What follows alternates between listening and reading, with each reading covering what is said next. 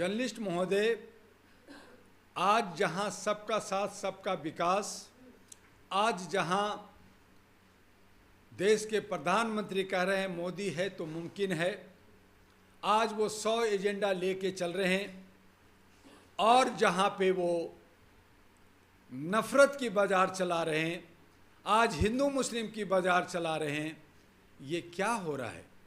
संविधान को एक तरफ चूमा जा रहा है, उनको सर से लगाया जा रहा है, वहीं संविधान की धज्जियां उड़ाई जा रही है। आज पश्चिमी उत्तर प्रदेश हो, चाहे हमारा उत्तराखंड हो, चाहे जहां जहां बीजेपी की सरकार हो, वहां नफरत की बाजार सजी हुई है। कब किस वक्त विस्फोट होगा, कब किस वक्त सामाजिक अराजकता फैल जाएगी, हिंदू मुस्लिम में लड़ाई हो जाएगा, गृह युद्ध का रूप ले सकता है, ये सब से अनजान बन करके, ये जानबूझ करके लोगों को तोड़ने और फोड़ने में लगे हैं। हमारी आस्था, हमारा धर्म अपनी जगह है। हम अपना दिवाली तमाम लोग मिलके मनाते हैं, ईद तमाम लोग मनाते हैं। आज चाहे निजामुद्दीन हो, चाहे अजमेर हो, वहाँ हिंदू समुदाय के लोग ज़्यादा से ज़्यादा लोग जाकर के पूजा पाठ करते हैं, चादर चढ़ाते हैं, फूल चढ़ाते हैं। हमारे गली में ही राम मंदिर गली है, जहाँ एक तरफ पूजा और अर्चना होता है और दूसरी उसके ठीक मंदिर के गेट के पास ही एक मजार है, एक जहाँ पे हिंदू समुदाय के लोग ही एक आस्था रखते हैं कि उस पर चादर और फूल चढ़ाते हैं। इनमें जहाँ पे पश्चिमी उत्तर प्रदेश में मुसलमानों को कहा जा रहा है कि आप अपना नाम और अपना धर्म लिखिए, अपना एक आईडी बताइए। सभी दुकानदारों को कहा जा रहा है कि अपना नाम और आईडी बताइए। ये नफ़रत की बीज बो कर करके ये दूसरे को लड़ाना चाहते हैं। असामाजिक तत्व अगर वहाँ पे कहा कि ये सब मुसलमानों की दुकान है, इसमें आग लगा दो, या मुसलमान कहता है ये हिंदुओं की दुकान है, इसमें आग लगा दो, तो क्या इसका दायित्व, इसका जो है जिम्मेदारी प्रशासन लेगी? आज पुलिस को कहा जा रहा है कि आप ऐसा करवाइए। आज ये नफरत की बाजार की वजह से राम के न्याय हैं, राम ही आएंगे। नतीजा हमारे 2024 में देखा, इनको ये सबक नहीं मिल रहा कि अयोध्या गया, बद्रीनाथ गया, केदारनाथ गया, हरिद्वार गया और आपका मथुरा भी गया, चारों धाम हारने के बाद भी ये होश में नहीं आए। और ये नफरत, ये वोट की राजनीतिक, ये हिंदू मुस्लिम कर करके जो हम भाईचारे के साथ सदियों से रहते आए हैं, धर्मनिरपेक्ष राज्य में रहते हैं, सेकुलर देश में रहते हैं, लेकिन ये सब मुख्य मुद्दा से भटक कर करके जहां रोजगार, शिक्षा, स्वास्थ्य की बात करनी चाहिए, जहां महिलाओं की सुरक्षा की बात करनी चाहिए, जहां आर्थिक आज़ादी की बात करनी चाहिए, जहां सामाजिक भागीदारी की बात करनी चाहिए, यही सरकार ने कहा था कि अगर हम सत्ता में आते हैं तीसरी बार तो हम राष्ट्रीय जनगणना कराएंगे, जातीय जनगणना कराएंगे। जहां पे कांग्रेस की सरकार है, इन लोगों ने कहा कि हम जातीय जनगणना कराएं, लेकिन ये सब ढाक के तीन पार, ये करने वाले कुछ नहीं है, सिर्फ और सिर्फ मंदिर मस्जिद नफरत का बीज बो कर करके गलत जो है वक्तव्य दे कर करके हमारे बीच में ये जो लड़ाने की जो साजिश कर रहे हैं, ये देश हित में नहीं है, इसकी निंदा होनी चाहिए।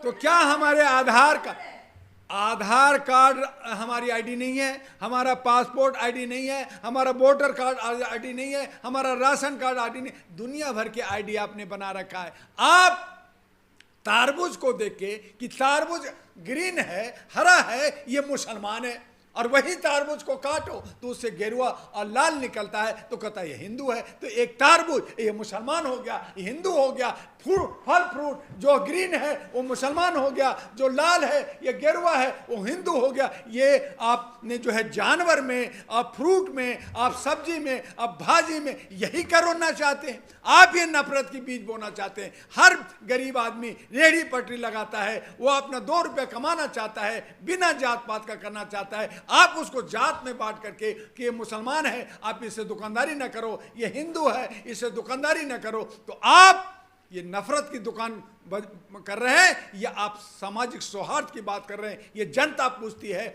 जनता को बांट करके आप राजनीति कर रहे हैं, ये नहीं चलेगा, एक तरफा नहीं चलेगा। अगर आप मुख्यमंत्री हैं, अगर देश के प्रधानमंत्री हैं, अगर आप जिम्मेदार पदों पे बैठे हैं, तो आपके लिए जनता, चाहे वो किसी भी जात का हो, किसी भी धर्म का हो, कोई भी आस्था मनाता हो, सब आपको उनको एक नजरिए से देखना है। उनके शिक्षा और स्वास्थ्य और सुरक्षा की जिम्मेदारी आपके ऊपर है। लेकिन आप जो ये नफरत फैला रहे हैं, अगर यही कांवड़िया जाके सभी मुसलमानों के दुकान से फ्रूट खरीदेंगे तो आपका मुंह लटकेगा।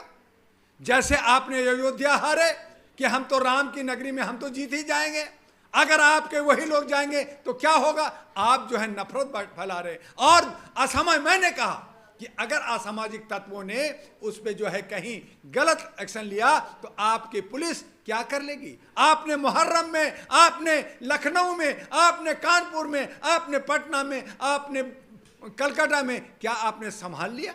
जब पत्थर चलेगी, जब नफरत फैलेगी, तो आप लोगों को मरवाना चाहते हैं, आप लड़वाना चाहते हैं। आप कहते हैं मैं आइडेंटिटी कार्ड दे रहा हूं।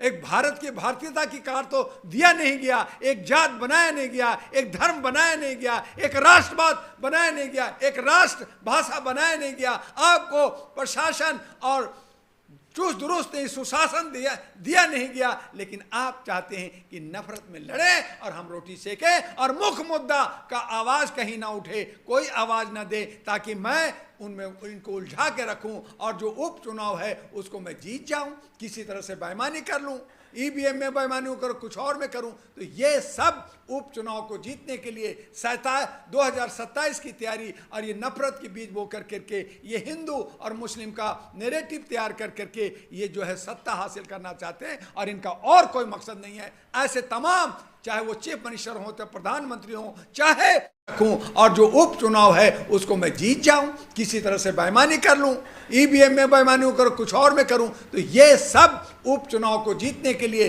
2027 की तैयारी और ये नफरत के बीज बो कर करके, ये हिंदू और मुस्लिम का नैरेटिव तैयार कर करके ये जो है सत्ता हासिल करना चाहते हैं और इनका और कोई मकसद नहीं है। ऐसे तमाम, चाहे वो चीफ मिनिस्टर हो, चाहे प्रधानमंत्री हो, चाहे पुलिस डिपार्टमेंट हो, अगर इस तरह के आदेश देता है तो वो देशद्रोही है और देशद्रोही का केस होना चाहिए, FIR होना चाहिए और उनको जेल भेज देना चाहिए। योगी की कुर्सी खतरे पे ऐसा लग रहा है क्या? इसी वजह से इस तरीके का फरमान दे रहे हैं?